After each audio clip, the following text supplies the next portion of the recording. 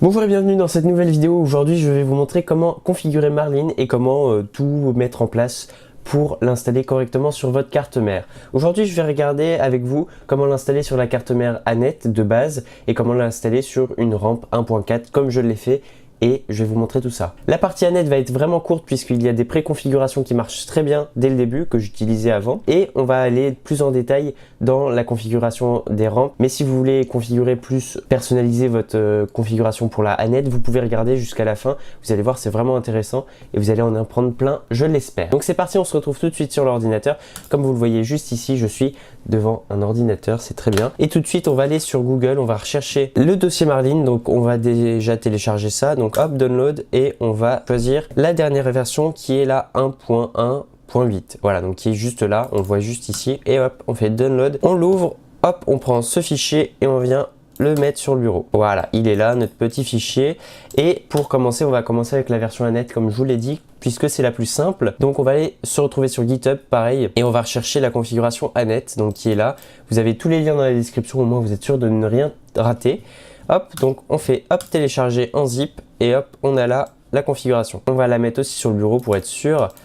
Hop, très bien. Et là, on va retourner sur Google pour cette fois prendre la configuration qui va nous permettre d'ouvrir les rampes sur Marlin. On l'ouvre, on met de même la configuration sur le bureau en attendant de pouvoir la placer là où il faut. Et j'ai oublié de télécharger Arduino. Donc hop, on se retrouve sur cette page pour télécharger Arduino. Donc vous vous retrouvez sur la page Arduino, vous allez pouvoir télécharger l'Arduino. Hop, donc vous le configurez, c'est assez simple quand même, vous cliquez sur suivant un peu tout le temps. Et vous l'avez installé, donc vous pouvez le trouver ici dans votre ordinateur. Je suppose que sur Mac, Linux, etc. ça fonctionne pareil. Après ça dépend, vous allez retrouver de toute façon vos versions pour les ordinateurs assez simplement sur Google, quoi, tout simplement. Donc très bien, on va déjà placer nos petits fichiers qui vont nous permettre de retrouver tout ça. Donc on va aller dans documents sur votre ordinateur, vous allez trouver le fichier Arduino que vous allez ouvrir. Hop, donc moi j'en avais déjà, c'est les deux mêmes, hein, tout ça. Donc vous allez ouvrir ce fichier, vérifier qu'il y a bien tout dedans, le fermer et le transférer vers Arduino document, mais moi je l'ai déjà, donc on va ignorer ce fichier. Celui-là il est installé. Maintenant pour le Annette board, on va aller dans votre disque dur local, on va ouvrir, donc je suis allé un peu vite.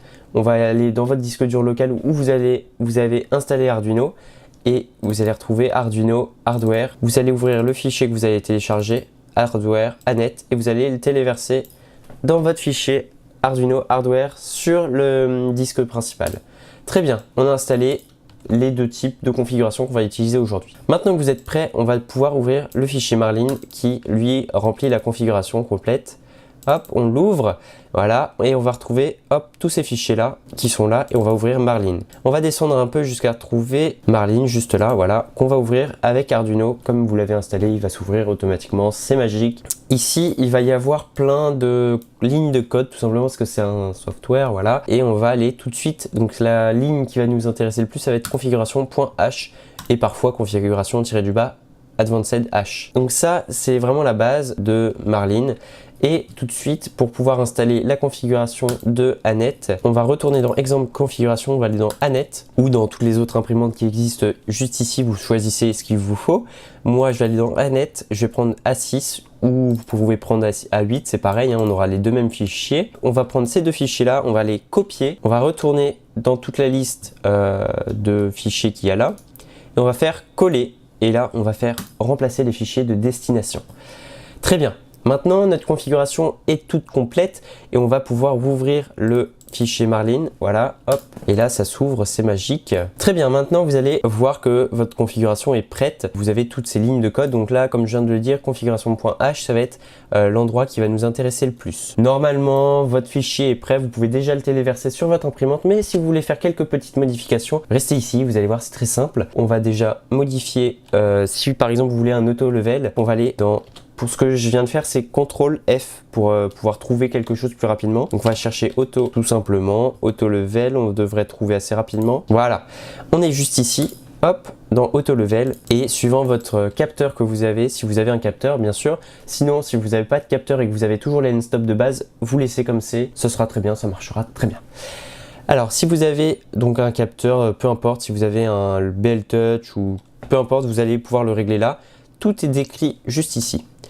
Les deux petits slash devant vont permettre de commenter ou décommenter une ligne tout simplement. Donc commenter, ça veut dire qu'on l'enlève, qu'elle n'est pas prise en compte dans votre configuration.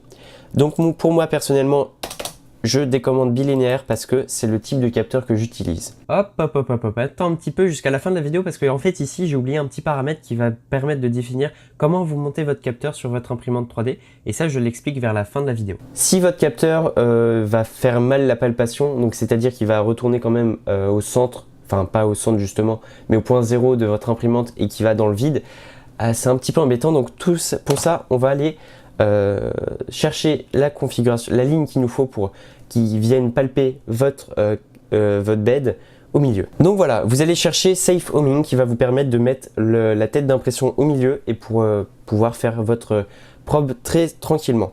Donc vous allez chercher Safe Homing, vous allez tomber sur cette ligne là et là vous allez voir Z Safe Homing, c'est-à-dire que l'axe Z va se mettre au milieu pour palper correctement.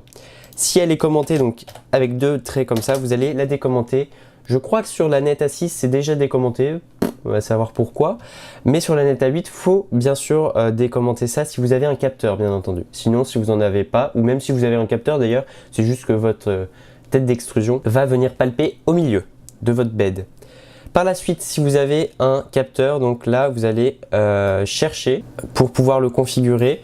Vous allez chercher juste ce schéma là et si vous voulez le chercher avec CTRL F, vous allez marquer par exemple une ligne qui est par là, donc vous choisissez celle que vous voulez. On va s'occuper de ces trois lignes là qui vont être assez importantes, donc on va les décommenter pour Y et X. Donc X et Y, X c'est l'axe de votre extrudeur donc de base quoi, et Y c'est l'axe de votre bed. Suivant la position de votre capteur, vous allez regarder où est votre capteur par rapport à la buse, c'est à dire que si par exemple il est 45 mm, par exemple c'est mon cas, de la buse devant, hop. Donc là on a la buse et il est 45 mm devant le mien. Et ben on va marquer tout simplement, comme vous voyez ici c'est moins et pas plus, donc il faut faire attention à ça. On va mettre moins 45 et là en X il est par exemple en 0 parce que le mien il est tout droit, voilà, donc c'est ça. Donc on a mis moins 45, c'est en millimètres, hein, c'est voilà. N'oubliez pas de sauvegarder de temps en temps, c'est intéressant parce que voilà, si en cas de problème vous avez quoi que ce soit, c'est toujours cool de sauvegarder. Donc voilà, ça c'est les configurations de base. Maintenant si vous voulez par exemple, je sais que moi c'était assez chiant ça, c'était en fait quand je préchauffais mon imprimante, ça chauffait à 190 degrés et 60 pour le bed et en fait mes températures d'impression sont de 200 et 60. Donc pour ça vous allez marquer preheat et là vous allez trouver vos préchauffages. Vous voyez par exemple là voilà c'était 50 et moi c'est 60, donc ça prenait encore plus de temps. Donc ici on va mettre 60, voilà très bien, hop. Et pour la deuxième preheat, donc vous mettez ce que vous voulez. Moi ça va être du PETG, donc je vais laisser 230 et 70. C'est en plus mes configurations. Très bien. Pour configuration .h, je pense avoir tout fait. Sinon vous pouvez dérouler et voilà. Vous allez trouver des trucs marrants. Configurer comme vous le souhaitez. Si vous voulez avoir plus d'informations pour ajouter des petits trucs sur votre configuration, je vous laisse regarder tout simplement jusqu'à la fin de la vidéo parce que je vais vous montrer comment configurer une rampe et là ça va être plus en détail. Après avoir fait toutes vos modifications pour les préchauffes, ce qui va être intéressant c'est que en fait là votre marline est en anglais, donc vous allez marquer FR, hop, et là on va trouver voilà toutes les langues qui sont là et là on voit EN, donc ça veut dire anglais. On va mettre FR parce que c'est mieux de l'avoir en français. Si vous voulez configurer, personnaliser un peu plus votre menu, vous allez aller dans le petit menu déroulant juste là, voilà. Hop, je vais partout et vous allez chercher language FR underscore FR et là vous allez avoir toutes les choses inimaginables. Donc voilà, si vous voulez configurer, personnaliser vos menus, vous pouvez le faire ici. Par exemple, préchauffe ABS-Li, moi je vais mettre PETG. Voilà, très bien, on a mis PETG, ça vous mettra PETG par exemple dans vos menus de préchauffage. C'était un exemple, hein. Juste ici. Là, vous pouvez modifier tout ce que vous voulez à condition de laisser entre guillemets et entre parenthèses tout ce qui est, donc tout ce qu'il y a. Donc vous allez changer ce qu'il y a en couleur. Là, c'est vraiment peu visible, mais au moins ça y est. Vous pourrez changer voilà, tout ça. Après, il y a... Moi perso j'ai pas trouvé grand chose d'intéressant à modifier. Donc pour faire quelconque modification sur votre nom d'affichage au début de l'imprimante, voilà, vous allez chercher la ligne version .h, donc comme vous pouvez le voir juste là, voilà, c'est top. Et là on va modifier, Hop, donc là, si vous voulez modifier quelconque chose, par exemple machine name, on va mettre mon A6. Mon A6, et là on va retourner par exemple dans français, dans le langage français. Donc évitez tout accent, tout accent circonflexe, accent grave, etc. Puisque ça pourrait donner des caractères un peu spéciaux qui ne vont pas vous permettre de lire correctement sur votre configuration. Toutes les modifications sont prêtes, vous pouvez enfin utiliser votre Anet A6 correctement, même si là j'ai ajouté quelques petits détails qui ne sont pas très importants au bon fonctionnement de votre Anet, mais en tout cas ça fonctionne comme ça. Là vous avez configuré toute votre Anet, donc petit point important, si vous voulez téléverser donc votre fichier Anet sur votre carte, sélectionnez bien votre fichier Anet V1 juste ici, voilà la carte, et le port où est connecté votre Anet, parce que si vous téléversez ça sur la mauvaise chose, c'est mauvais.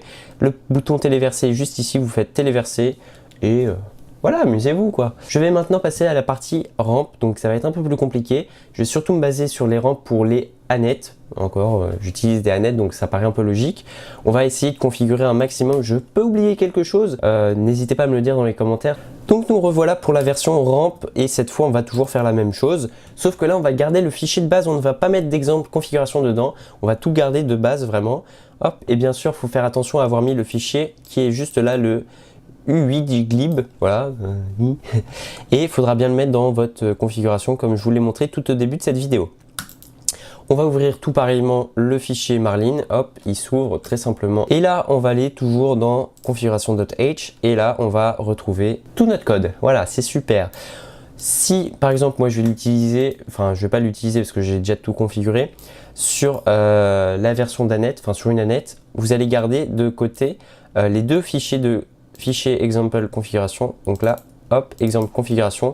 Moi, j'ai gardé les deux fichiers de l'Anet qui sont là. Voilà, il est vide d'ailleurs. Ou de votre Anet A6 suivant votre imprimante, ou de toutes les imprimantes qui sont proposées dans les exemples configuration. Par contre, il faudra bien les ouvrir avec un truc du genre Notepad++ ou bloc-notes si vous n'avez pas d'autres fichiers qui pourront les ouvrir, puisqu'on va pouvoir lire en fait certaines lignes qui nous sont importantes. Voilà, il y a quand même 2000 lignes, non 1577 lignes. Donc ça va être assez important de les avoir de côté pour pouvoir reprendre par exemple les paramètres d'accélération, etc. de votre imprimante.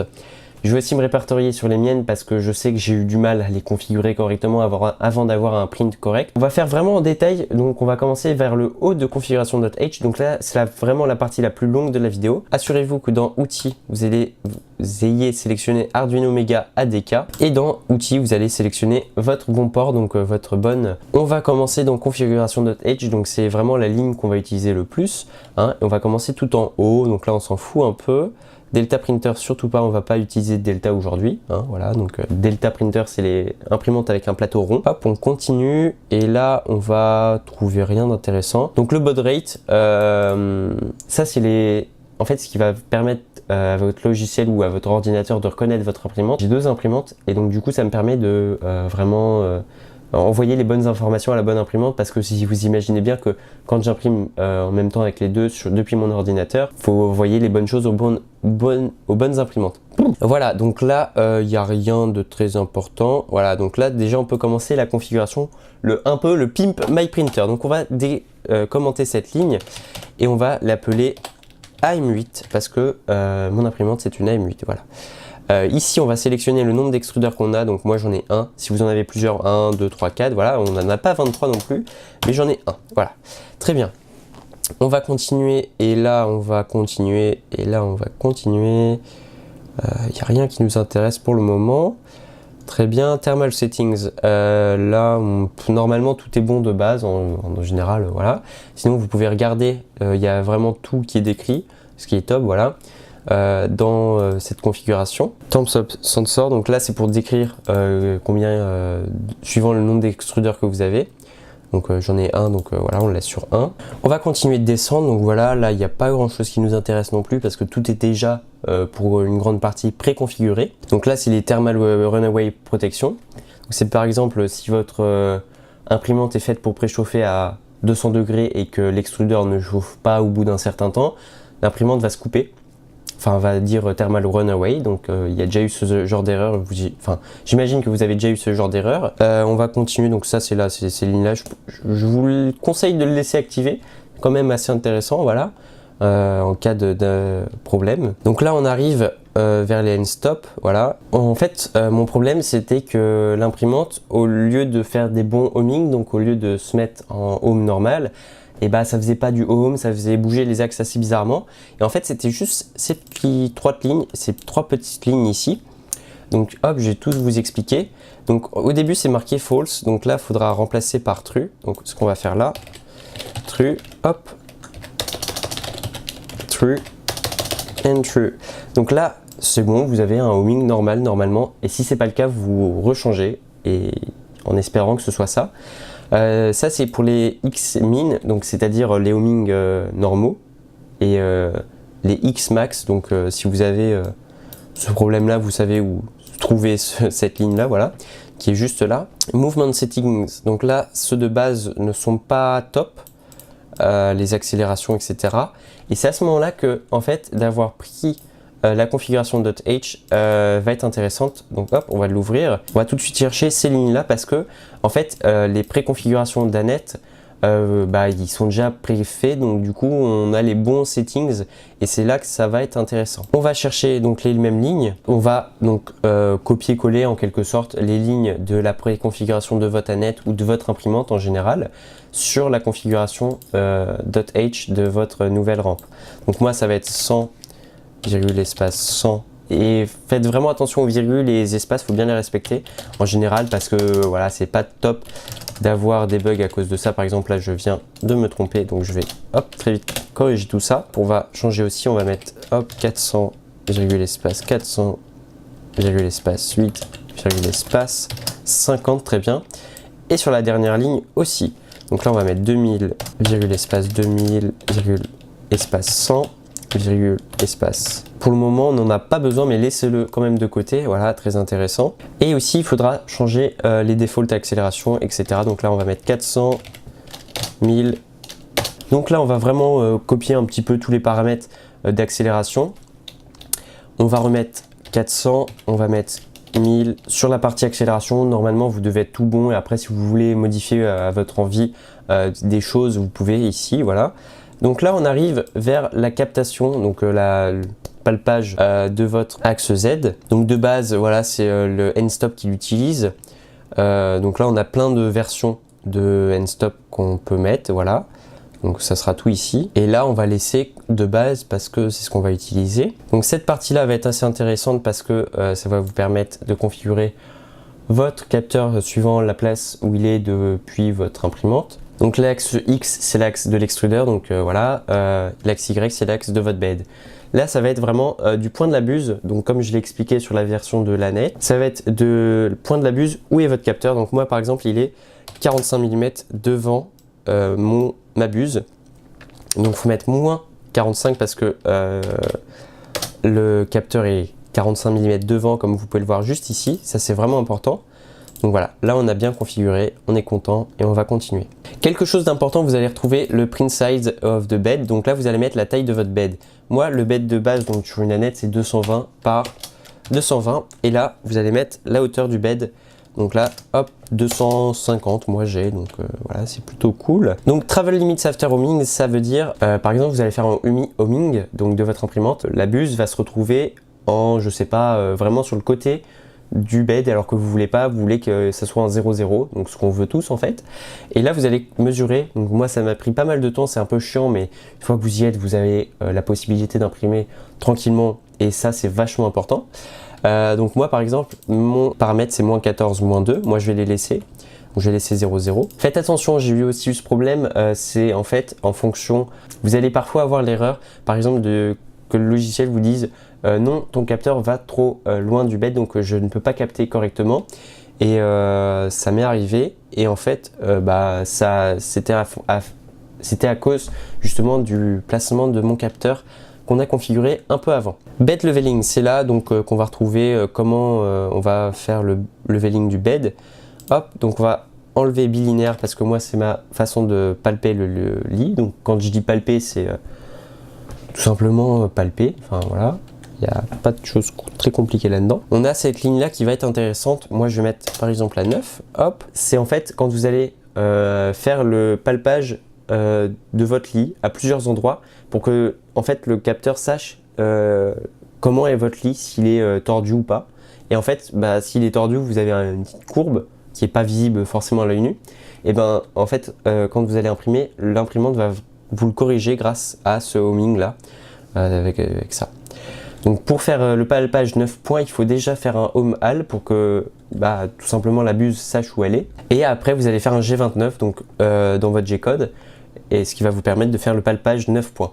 Et par exemple si vous avez donc un mauvais palpage et que votre capteur va en dehors du bed, ce qui m'est arrivé, vous allez reconfigurer votre position de homing, vous amusez là-dedans et vous allez retrouver. Là on a les préchauffes, les températures de préchauffe. Donc là par exemple moi le préchauffe qui sont proposés en général c'est préchauffe ABS et PLA. Donc la première ligne, les 3 premières lignes sont pour le PLA et la deuxième ligne sont pour l'ABS. Donc là moi je vais mettre 200 degrés et 60 degrés et pas 600 pour le préchauffe du PLA. On va continuer dans notre configuration .h et là on va tomber sur des trucs qui nous intéressent toujours pas, on continue de descendre, voilà. Donc là on va accéder au LCD NSD Support, donc là hop on va changer le langage, donc suivant votre langue vous allez changer, donc moi je vais laisser FR, donc il va me mettre la configuration de Marlin en français. Donc si vous avez une carte SD, comme c'est dit ici, hop vous allez décommenter cette ligne là. SD Support, donc voilà, ça va vous permettre d'insérer une carte SD et vous allez avoir normalement le menu en plus dans votre menu de Marlin qui va vous permettre de choisir la carte SD. Et là on arrive dans le menu Extra Features, donc là on voit bien que c'est un menu avec les lignes, je vous l'ai jamais dit mais voilà. Les Extra Features, donc ça va être un peu plus cool. On va pouvoir ajouter des petits trucs, donc en général quand vous voyez plein de trucs cool quoi, vous pouvez voilà donc lire en anglais, et si vous n'êtes pas anglais, traduire tout ça avec Google Traduction. La configuration .h est terminée normalement. Je vous mets tout de même ma configuration .h de mon imprimante qui fonctionne dans la description, et comme ça si vous avez quelque chose qui ne fonctionne pas sur votre configuration, vous pouvez regarder sur la mienne ce que j'ai changé, parce que j'en ai sûrement oublié quelques petits trucs, donc on va vérifier tout de même. Voilà, quelques petits trucs qui changent. J'ai oublié un truc important. C'est rassurant de dire ça parce que on va en fait, je viens de voir l'erreur qui est de décrire comment est monté votre sensor, donc sur votre imprimante. S'il est, par exemple, on va chercher avec le code d'erreur fix mounted probe, voilà. Donc c'est juste là. Il faut dire comment est placé votre sensor, donc où est placé. Donc moi il est fix mounted probe, voilà, donc juste là. On va décommenter ces deux lignes. Ça c'est pour dire en fait que mon capteur est monté sur mon extrudeur, donc sur la partie d'extrusion. Et là normalement j'ai oublié aussi, je viens de me rendre compte en lisant les messages d'erreur, qu'il faut mettre true ici pour inverser le homing du Z. On va vérifier jusqu'à temps de ne plus avoir de message d'erreur, ce serait bien, tu vois. Hop, ça vérifie juste là. Et voilà, compilation terminée, c'est-à-dire que tout le code est bon, donc vous pouvez enfin le mettre sur votre imprimante après avoir tout configuré correctement, et voilà, et en ayant suivi l'entière totalité de ce tuto. Et comme je vous l'ai dit, si vous voulez ajouter des trucs, ce sera vraiment dans la partie features, et vous pouvez retrouver toutes les features que vous voulez sur des forums partout qui sont super bien, qui parlent de ça, et même si vous pourrez retrouver tout ça sur des groupes Facebook. Et pour finir ce tutoriel pour la configuration de Marlin, on va trouver donc ici les textes des différents menus, et si vous voulez par exemple modifier tout ça, et vous pouvez. Donc là on va mettre est prête, voilà, et là on va par exemple, moi j'ai dit que je voulais préchauffer en PETG au lieu de ABS, donc là on va trouver juste ici préchauffe ABS, et moi je vais mettre PETG parce que je veux tout simplement préchauffer en PETG, voilà, PETG, et là voilà, préchauffage PETG et pas ABS. PLA, préchauffage PETG, ça fait juste plus beau, mais en soi ça change pas grand chose. Après ça dépend vraiment de vous, ce que vous voulez. Si vous voulez préchauffer en TPU, vous pouvez chauffer, modifier vos paramètres de chauffe dans le logiciel, c'est très simple, voilà. Et après vous pouvez changer tout ce qu'il y a là, tous les paramètres d'écriture qui sont là. Après faites attention à ne pas trop modifier pour plus que vous y retrouviez. Voilà, donc voilà. Mais faudra bien faire attention à changer que le texte qui est en couleur, c'est assez mal à voir. Mais voilà, vous pouvez changer que ça et en le laissant entre guillemets et entre parenthèses. Et après, si vous voulez changer d'autres trucs, donc par exemple dans le menu démarrage, je vais vous inviter à trouver le menu version.h et voilà, qu'on a trouvé en tapant rien que 1.1.8, en fait qu'on va retrouver en regardant au menu de démarrage de notre imprimante, juste que par exemple moi j'ai pris en photo qui est là, voilà, et bah ça vous pouvez le retrouver grâce aux noms qui sont au menu de démarrage. Voilà, donc moi j'ai tapé 1.1.8 et là on va par exemple me le modifier en mettant bonjour et voilà. Si vous ne trouvez pas de modification, c'est-à-dire que moi j'ai mis par exemple bonjour ici et que en fait sur votre imprimante ça met mettez un mot assez spécial quoi, que vous êtes sûr de retrouver. Et par exemple moi au menu de démarrage de mon imprimante, si je vois bonjour, je sais que ce sera celui-là, donc je pourrais le modifier par la suite et être sûr que ce soit le bon, plutôt que de mettre par exemple mon AM8 qui est un peu partout dans le code et que vous n'allez pas retrouver par la suite et que vous n'allez pas savoir modifier. Donc du coup je vous conseille de mettre un nom assez spécial que vous allez retrouver. Et là on est sûr d'avoir la bonne configuration au bon endroit. Et là on va pouvoir mettre ce qu'on veut, machine name, là on va mettre Annette Mittal 8, voilà, donc AM8 tout simplement, source code URL. Donc ça c'est ce qui va être montré au bout de screen. Je suis pas sûr que non c'est pas celui-là, mais si on descend un peu, voilà, on va le retrouver, Marline, hop, ça on peut le modifier. C'est aussi au bout de screen de votre imprimante. Par exemple vous allez mettre poseux, voilà, c'est un exemple, hein. Vous allez mettre ce que vous voulez pour le retrouver, pour être sûr que ce soit le bon truc. Donc voilà, votre configuration est prête, la compilation est terminée, ça veut dire qu'elle est bonne. En général, voilà, donc vous avez une bonne configuration. Vous allez la connecter votre carte en mettant Arduino ADK, c'est très important, sinon vous pouvez ne pas retrouver votre carte. Voilà, et vous allez sélectionner le bon port. Moi je ne l'ai pas connecté parce que tout est déjà transféré sur ma carte. Donc ma configuration est bonne et elle fonctionne. Donc voilà, c'est tout pour cette vidéo de configuration de Marline en français. Hop, et je vous mets bien sûr, comme je vous l'ai déjà dit, ma configuration de Marline perso dans les commentaires. Essayez de ne pas la reprendre exactement parce que en fait chaque configuration est très spécifique à une imprimante. Bon, je sais que certaines personnes vont pouvoir la réutiliser sans trop de problèmes puisqu'ils auront des imprimantes très similaires à la mienne, mais en général moi j'ai custom vraiment mon imprimante à mes besoins et à mon goût. Donc voilà, on va pouvoir fermer tout ça et on a hop tout fini, donc c'est vraiment magnifique, on est très content. Et c'est tout pour cette vidéo en français, j'espère qu'elle vous aura plu, n'hésitez pas à la partager, ça m'a pris vraiment beaucoup de temps à la mettre en place, etc., à tout retrouver. Et moi-même, ça m'a pris énormément de temps à tout configurer, j'aurais bien aimé retrouver un tuto comme le mien pour configurer mon imprimante parce que j'ai mis énormément de temps à tout trouver. J'ai trouvé, des gens m'ont aidé sur Facebook, que je les remercie fortement comme Stan et Gav, qui m'ont beaucoup aidé. Sans eux, je n'aurais pas pu faire tourner une imprimante, voilà, donc pour être honnête, merci à eux. Et voilà donc pour cette vidéo et à la prochaine.